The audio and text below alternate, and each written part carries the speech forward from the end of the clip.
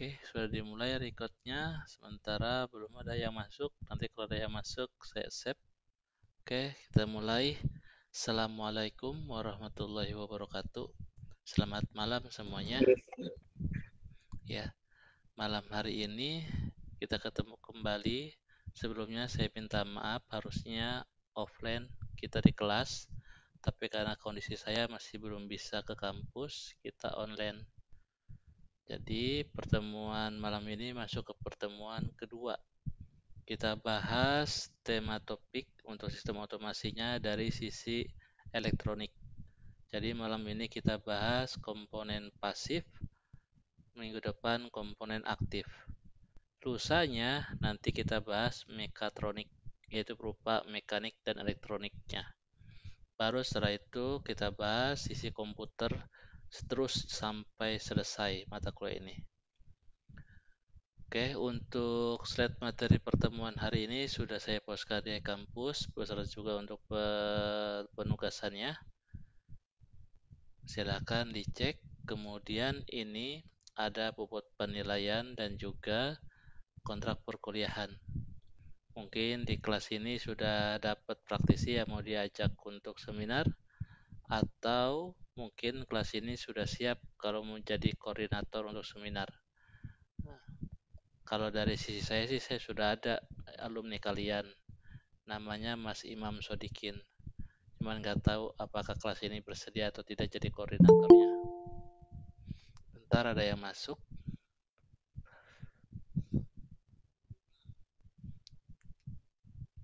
Oke.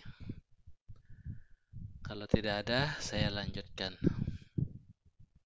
Kalau ada yang mau ditanyakan, monggo silakan ya. Kalau suara saya kurang jelas atau ada yang mau ditanyakan ketika sedang saya jelaskan, tanyakan aja langsung. Oke, kita mulai dari definisi komponen elektronika. Nah, komponen elektronika ini mungkin Mas atau Mbaknya sudah tahu, ada komponen elektronika itu biasanya yang ada di dalam bentuk papan board atau sebutnya PCB, printed circuit board.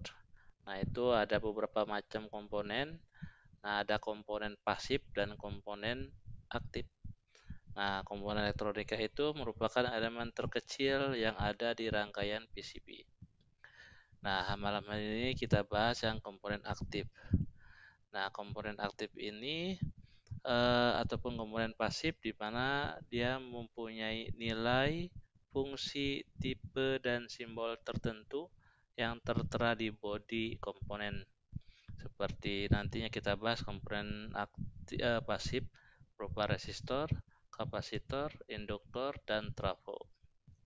Nah, komponennya itu berbeda-beda dan tipe, nilai, dan simbolnya juga sama, tergantung dari pabrikan yang si pembuatnya. Nah, kita bahas untuk malam hari ini tentang komponen pasif. Kenapa disebut komponen pasif? Karena komponen ini tidak membutuhkan sumber tegangan ataupun arus listrik ketika dalam pengoperasiannya. Nah, komponen pasif ini bisa digunakan untuk pembatas arus, tegangan, filter, ataupun pembagi arus, tegangan, ataupun sebagai tank reservoir sirkuit. Nah, atau penyimpanan muatan arus listrik. Nah, kita bahas yang pertama dari resistor. Nah, resistor ini disebut sebagai penghambat atau hambatan. Jadi, fungsi komponen ini untuk menghambat ataupun mengatur arus listrik di dalam suatu elektronika. Nah, ini ada gambarnya yang bentuknya true hole, di mana dilapisi label warna di bodinya. Nah, label warna ini untuk menandakan nilai spesifik tipe simbol komponen tersebut. Nah, ini bentuknya true hole. Nah, kalau yang sekarang lebih kecil lagi bentuknya SMD berupa kode angka dan huruf. Nah, resistor selain berfungsi sebagai penghambat juga dipakai untuk pembagi arus, tegangan, ataupun penurun arus dan tegangan. Intinya dia untuk menghambat aliran arus listrik di dalam suatu rangkaian elektronika. Nah, si resistor sendiri di pasaran, di luaran, atau dalam bentuk PCB itu digunakan ada dua jenis. Ada yang resistor aktif dan resistor variabel. Nah, kalau bentuk dari gambar diagram tekniknya seperti ini untuk yang aktif, dan bentuk resistor aktifnya juga seperti ini, di mana ada yang tipenya dari karbon komposit, ada yang karbon dari film, dan juga dari metal film. Nah, untuk yang resistor variabel ini nilai resistornya bisa diatur dengan cara membolak-balikan knobnya, di mana untuk gambar tekniknya hampir sama, perbedaannya ada tanda panahnya. Nah, di variabel ini bisa kita atur knobnya untuk naik ataupun turun. Nah, contohnya untuk yang resistor variabel berupa potensiometer, trim pot, dan juga rheostat. Nah, selain tadi resistor fix dan juga resistor variabel, ada juga bentuk resistor yang berfungsi sebagai sensor ataupun inputan. Yang pertama dari LDR dan yang kedua termistor. LDR ini tersebut juga sebagai lag dependent resistor, di mana difungsi sebagai sensor cahaya. Jadi nilai resistornya ini bisa berubah-ubah tergantung dari intensitas cahaya. Kalau terang nilainya kecil, kalau gelap nilainya besar. Begitupun untuk yang termistor. Termistor resistor yang nilainya dapat berubah-ubah tergantung dari perubahan suhu. Nah, kalau yang PTC ini untuk yang positif temperatur koefisien, kalau yang NTC yang negatif temperatur koefisien. Jadi bisa digunakan biasanya ini untuk sensor atau inputan ketika kita ingin membuat suatu sistem otomasi. Nah, contohnya yang kemarin di mata kuliah IoT. Oke, berikutnya ada yang disebut sebagai kapasitor. Nah, kapasitor ini, kalau tadi resistor sebagai penghambat, kapasitor sebagai kondensator atau komponen yang dapat menyimpan energi listrik ataupun muatan listrik untuk sementara waktu. Jadi ketika diterhubung dengan arus listrik, dia akan menyimpan. Ketika dicabut atau tidak terhubung, maka masih tersimpan, lama-lama nanti akan habis. Nah, cara untuk menghabiskan sesegera mungkin biasanya di short, jadi kaki-kakinya itu dihubung singkat. Tapi hati-hati ketika dihubungkan dengan arus listrik, jangan dihubung singkat, itu bisa bahaya, bisa menyebabkan kerusakan berupa kebakar ataupun meleduk komponennya. Kalau tadi resistor satuannya ohm, kalau kapasitor satuannya farad. Nah, fungsinya selain tadi menyimpan energi listrik, juga bisa untuk mengatur gelombang radio kalau di rangkaian tuner, atau juga untuk sebagai filter di rangkaian power supply ataupun daya, jatuh daya. Nah, si kapasitor sendiri ini sama seperti resistor, ada yang kapasitor fix dan juga kapasitor variabel. Namun untuk kapasitor fix ini ada dua tipe, ada yang non polar dan polar. Bedanya apa? Kalau non polar dia tidak berkutub, jadi kakinya bebas boleh dipasang di mana saja, kebalik juga tidak masalah. Nah, contohnya kapasitor keramik, polyester, kertas, dan mika. Namun untuk kapasitor polar ini ada kutubnya, positif, negatif. Ya, jadi ketika kita beli kemudian kita pasang, jangan sampai kebalik, mana positif, mana negatif atau groundnya. Kalau kebalik, ini panas, lama-lama meleduk. Nah, tapi kalau misalkan sesuai, nah ini akan bekerja semestinya. Seperti itu. Oke, ini yang kapasitor fix. Bentar ada yang masuk. Alhamdulillah. Oke. Ini kapasitor fix ya, non polar penjelasannya, dan juga yang polar. Nah, selanjutnya ada juga kapasitor yang variabel. Contohnya Varco yang sering banyak di pasaran ataupun trimmer. Nah, sama seperti yang resistor fix, bisa kita ubah adjust, maju, mundur, naik, tinggi nilainya, di mana nantinya kita akan membutuhkan multimeter untuk membaca nilai tersebut atau nilai yang kita inginkannya. Kemudian berikutnya komponen yang ketiga yaitu induktor. Nah, induktor ini berfungsi sebagai pengatur frekuensi ataupun sebagai filter atau biasa disebut sebagai pengkoppel penyambung. Nah, bentar ada yang masuk. Oke, alhamdulillah nambah. Nah, di induktor sendiri ini nilainya ini ada 4 parameter untuk menandakan nilai induktasinya itu besar ataupun kecil. Yang pertama dari jumlah lilitan, karena ini kan induktor berupa koil, yaitu berupa lilitan. Nah, jumlah lilitannya semakin banyak, maka semakin tinggi nilai induktansinya. Nah, karena induktor sendiri satuannya berupa Henry atau H. Nah, kemudian ketika kita lilit ada diameter. Nah, diameter induktornya ini semakin besar diameter, semakin tinggi induktansinya. Kemudian untuk permeabilitas inti di pusatnya, kalau kosongan berarti menggunakan udara ataupun bisa menggunakan besi atau magnet. Nah, semakin besar ataupun ada medan, contohnya pakai perit, itu semakin tinggi nilai induktansinya. Kalau kosongan semakin kecil.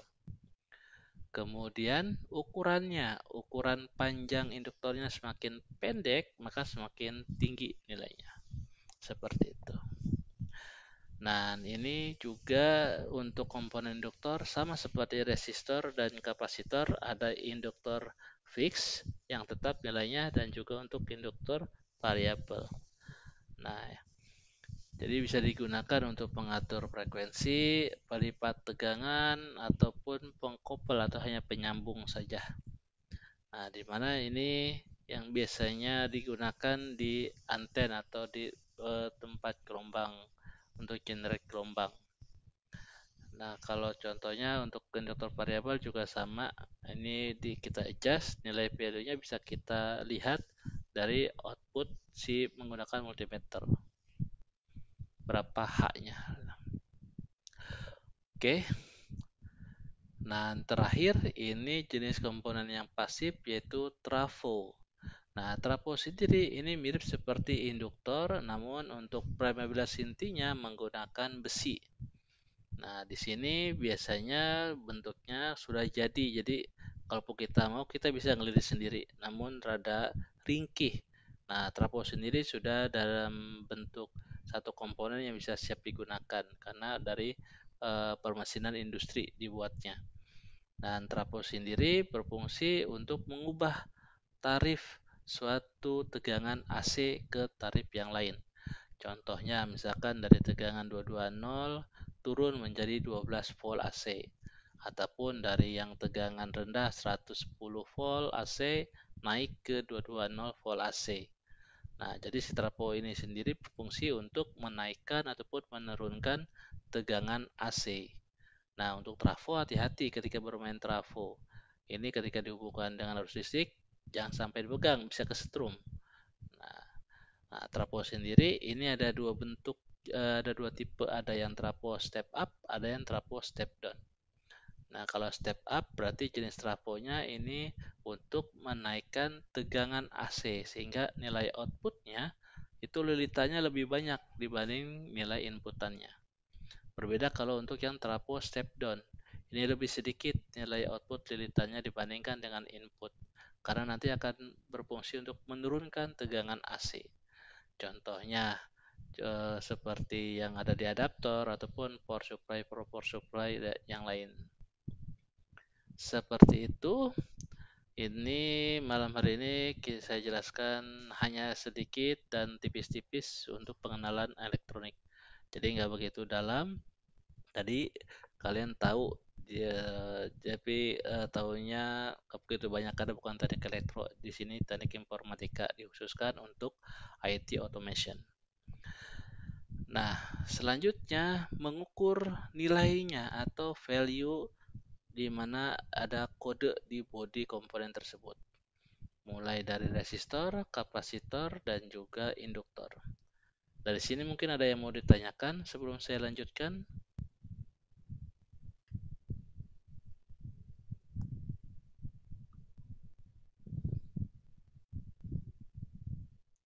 Oke, kalau tidak ada saya akan lanjutkan. Jadi yang pertama resistor. Nah, resistor sendiri ini ada tiga tipe. Ada yang menggunakan 4 gelang, ada yang menggunakan 5 gelang, 6 gelang. Gelang itu fungsi buat apa sih? Buat membaca nilai value si komponen tersebut. Nah, biasanya gelang itu nempel di bodinya berupa warna dari gelang tersebut. Contohnya yang 4 gelang, gelangnya berarti ada 4 label warna di bodinya. 5 gelang ada 5 gelang, 6 juga sama ada 6 label warna di bodinya. Untuk yang 4 gelang, label warna pertama sebagai digit pertama dan label kedua sebagai digit kedua. Untuk label yang ketiga sebagai pengali, 10 pangkat berapanya, faktor pengali, dan label yang keempat sebagai toleransi. Nah, kalau untuk yang 5 gelang, nah bedanya di sini digitnya ada 1, 2, dan 3. Kalau yang keempatnya sebagai pengali dan kelimanya sebagai toleransi. Nah, berbeda kalau untuk yang 6 gelang, hampir sama seperti 5 gelang, namun label gelang yang keenamnya sebagai koefisien suhu. Nah, di mana labelnya bisa warna-warni tergantung dari warna komponen tersebut, di mana akan menunjukkan nilai value si komponen tersebut. Nah, di sini ada beberapa warna untuk menunjukkan nilai value mulai dari warna hitam 0, coklat, merah, jingga, kuning, hijau, biru, ungu, abu-abu sampai putih nilai 9. Oke. Nah, kita mulai misalkan cara membaca ada resistor di mana warnanya merah, merah, coklat, emas. Berarti merah itu 2. 2, 2, coklatnya ini berarti faktor pengali. Karena ini ada 4 gelang warna. Nah, coklatnya sebagai 1 berarti 10 pangkat 1. 2, 2, 10 pangkat 1 berarti 220. Di mana emas sebagai toleransi. Toleransinya plus minus 5%. Di sini ada contoh percobaan, misalkan ada warna hijau, biru, merah, coklat, merah. Berarti ada 5 gelang. Nah, hijau, biru, merah berarti nilai value-nya hijau 5, biru 6, merah 2. 5, 6, 2. Coklatnya sebagai pengali. Coklatnya 1 berarti dikali 10 pangkat 1. 5, 6, 20. Berarti 5620, di mana warna terakhir yaitu merah sebagai toleransinya plus minus 2%. Seperti itu. Nah, bisa dicoba misalkan pertanyaan pertama ada warna hijau, biru, merah, coklat, merah. Nah, ini ada 5 gelang. Kemudian yang pertanyaan kedua kuning, ungu, oranye, tetapi tidak ada gelang toleransi. Nah, ini sama seperti 4 gelang. Oke. Ini untuk membaca resistor. Ada yang mau ditanyakan untuk ini sebelum saya lanjutkan?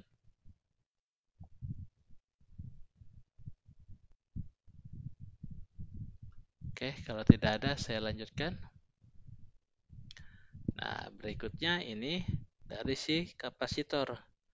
Kapasitor sendiri berupa kode angka dan huruf yang tertera di bodinya. Nah, bagaimana cara membacanya? Contohnya ini ada kode 104. Nah, 104 berarti kode digit pertama dan kedua itu sebagai angka value-nya 10 dan 4 itu sebagai faktor pengalinya 10 pangkat 4. Dan satuan setiap komponen kapasitor itu picofarad. Jadi 10 kali 10 pangkat 4 picofarad. Nah, atau 10 pangkat 5 picofarad. Nah, kemudian kalau yang kodenya 472 berarti 47 kali 10 pangkat 2 picofarad. Seperti itu. Oke. Ada yang mau ditanyakan? Lebih simpel kapasitor. Dan kapasitor juga mempunyai toleransi dari huruf mulai dari F plus minus 1%, G plus minus 2%, C plus minus 5%, K plus minus 10%, dan M plus minus 20%. Nah, berikutnya, nah tadi resistor dan kapasitor.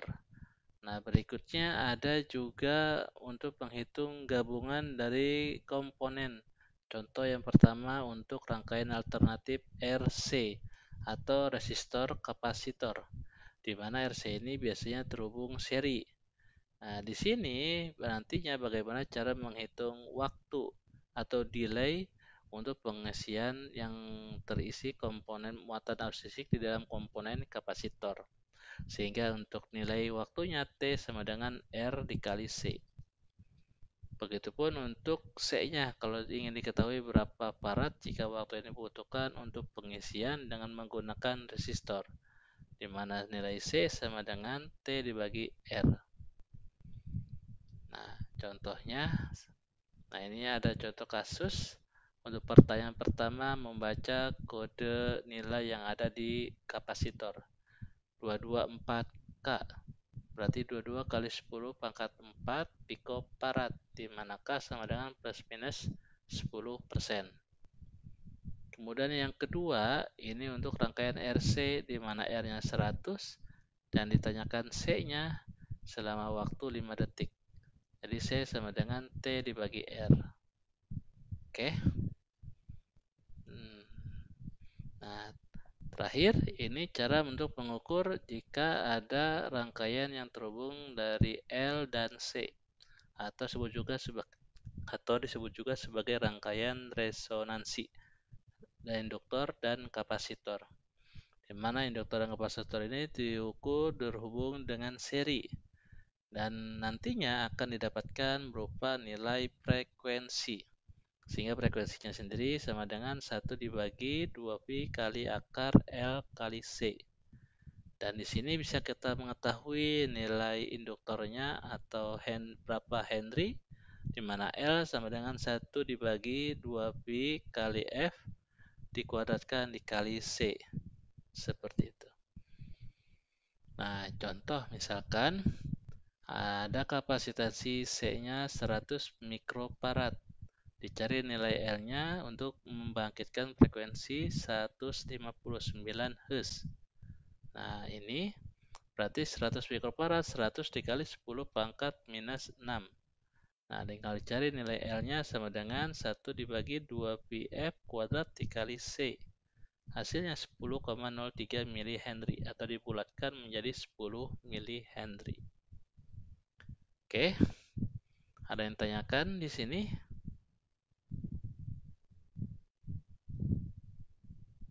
Nah, jadi untuk malam hari ini kita bahas tentang komponen pasif.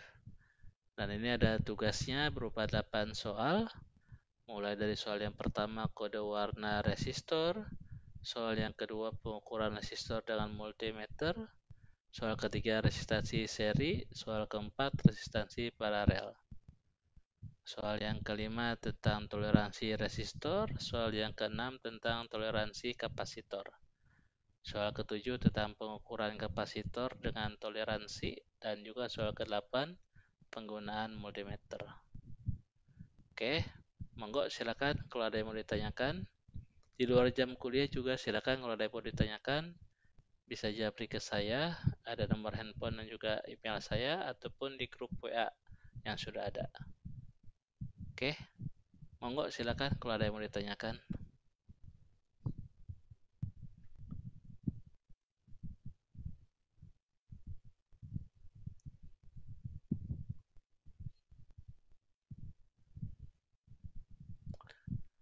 Jangan lupa untuk tugasnya paling lambat sebelum UAS, jangan sampai lupa. Oke, walaupun masih lama jangan sampai lupa. Kemudian juga absen, bisa klik online atau isi kolom komentar atau klik absen di pertemuan yang sedang berlangsung. Oke, suara saya terdengar jelas tidak?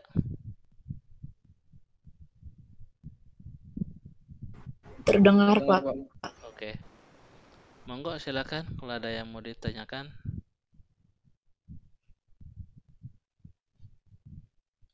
Mohon maaf sebelumnya, jadi malam ini saya belum bisa ke kampus. Minggu ini juga sama belum bisa ke kampus.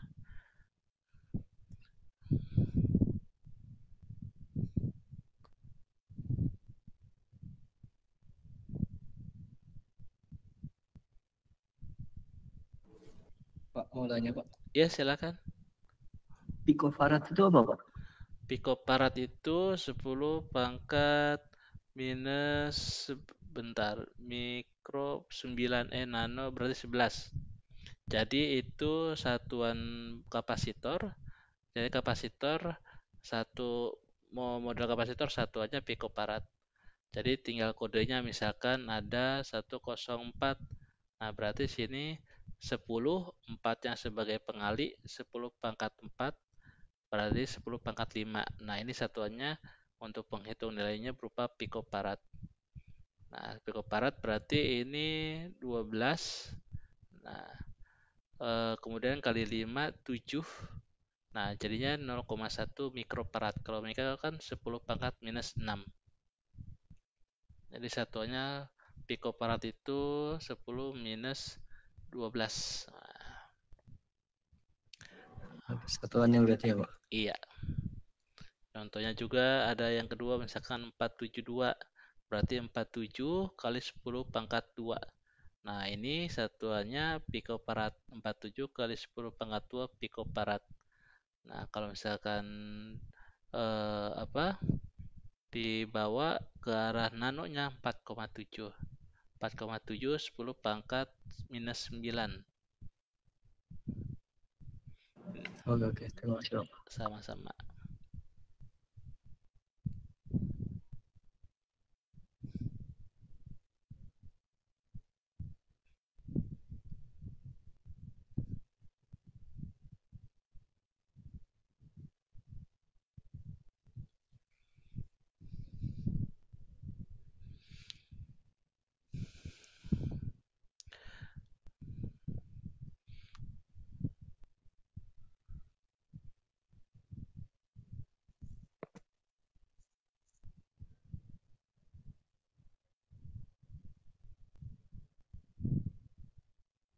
Monggo silakan kalau ada yang mau ditanyakan.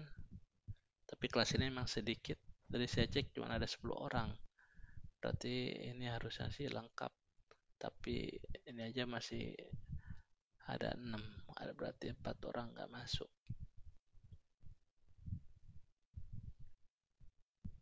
Tapi nggak apa-apa.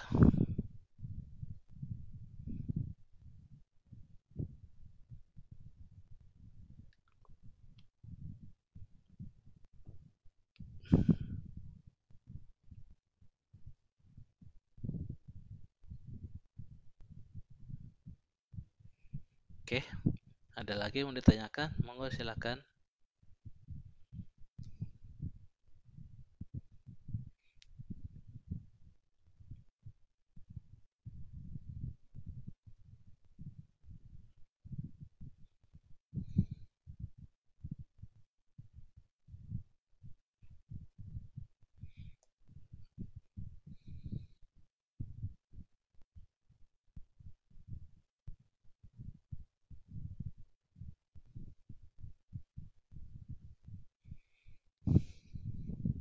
Oke, kalau tidak ada, saya akhiri. Nanti kita ketemu lagi insya Allah minggu depan. Masih online. Jangan lupa untuk tugasnya. Dan juga lupa untuk absennya. Tugasnya masih lama. Tapi jangan sampai lupa. Paling lambat sebelum UAS. Saya akhiri. Nanti bila mana ada yang mau ditanyakan di luar jam kuliah, monggo bisa silakan hubungi saya. Wabillahi taufiq wal hidayah. Wassalamualaikum warahmatullahi wabarakatuh. Selamat malam. Kalau